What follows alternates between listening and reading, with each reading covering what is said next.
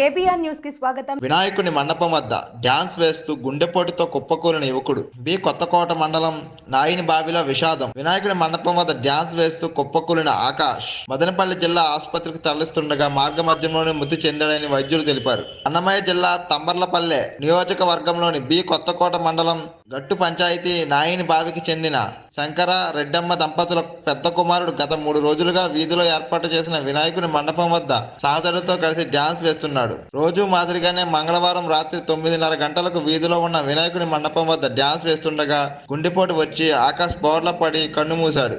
ప్రాణాలు ఉన్నాయనే ఆశతో సహచరులు మదనపల్లి జిల్లా ఆసుపత్రికి తరలించగా పరిశీలించిన ఆసుపత్రి అత్యవసర విభాగం డాక్టర్లు మార్గ మధ్యంలోనే ఆకాష్ గుండెపోటుతో మృతి చెందాడని నిర్ధారించి తెలిపారు.